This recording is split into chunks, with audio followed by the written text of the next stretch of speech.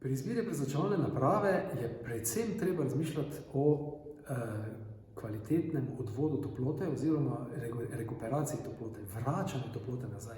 Namreč kuhinja je tehnološki prostor.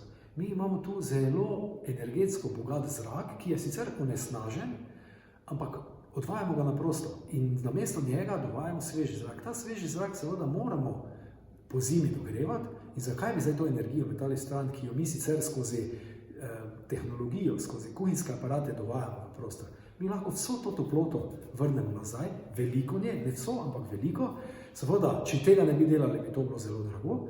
Zdaj pa, ker lahko vrnemo tudi 85–90% te energije nazaj, je smiselno, da se izbirajo naprave, ki imajo visoke učinke vračanja toplote. Danes na trgu je ogromno naprav različnih in glavni fokus mora biti predvsem na učinku vračanja toplote na rekuperatorju, se pravi na sistemu za vračanje toplote in pa filtracija ter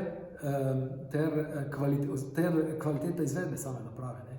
Logično, da je vedno potrebno gledati, kdo so proizvajalci klimatskih naprav.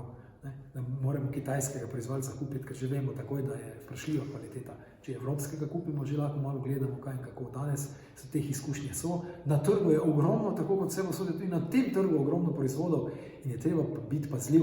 Predlagam seveda, da se tukaj vključi stroko, da stroka potem presode pa pove, pa tudi investitorje lahko potem prikaže mogoče 2–3 kakovostna in hkrati tudi cenovna razreda za neko rešitev, da potem na osnovi višine investicij, ki ima investitor namenjeno in pripravljeno, se lahko ustrezno odloči.